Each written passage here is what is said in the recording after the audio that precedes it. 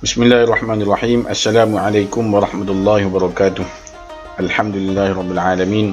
Wassalatu wassalamu ala asyrafil anbiya'i wal mursalin wa ala alihi wa sahbihi ajma'in. Subhanaka la ilma lana illa ma 'allamtana innaka antal alimul hakim. Rabbi shrah li sadri wa yassir li amri wahlul 'uqdatam min lisani yafqahu qawli.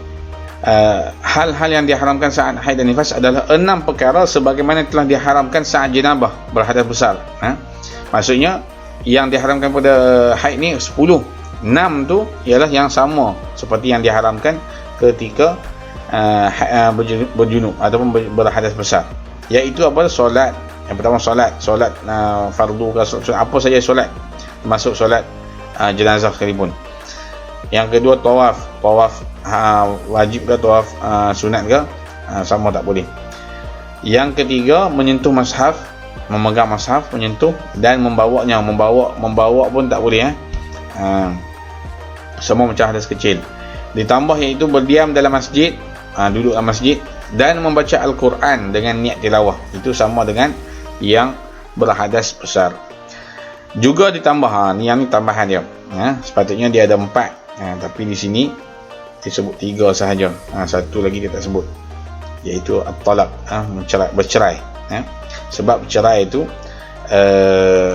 dia haram ketika ketika haid dan nifas. Haram bagi suami menceraikan isteri ketika itu. Tetapi talak itu terjatuh juga, dikira juga.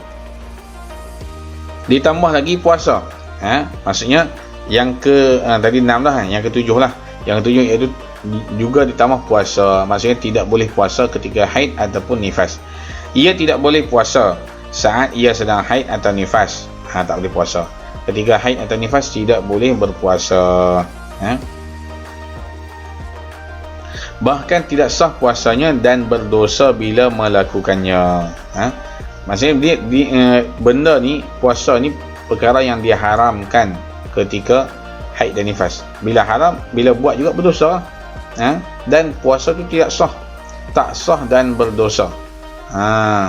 Jadi kita kena jagalah perempuan ketika didatangi haid tidak boleh puasa, fardu ataupun sunat sama saja. Selain itu diharamkan lewat dalam masjid jika takut mengotorinya dengan darah. Yang ke-8, tadi yang ke-7, yang ke-8 ialah al-murur. Al-murur itu lalu di dalam masjid jika dibimbangi, dirisaukan akan mengotorkan masjid.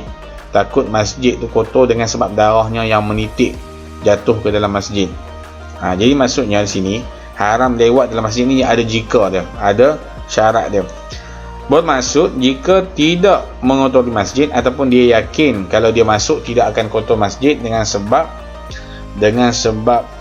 dia tutup ataupun dia pakai tuala wanita yang menutup tempat darah keluar, dan dia yakin tidak akan mengotorkan masjid, maka dia tidak diharamkan untuk lalu, lewat ataupun lalu dalam masjid. Apa maksud lalu? Apa maksud al-murur? Murur ialah masuk dari satu pintu keluar pintu yang lain. Itu dinamakan murur.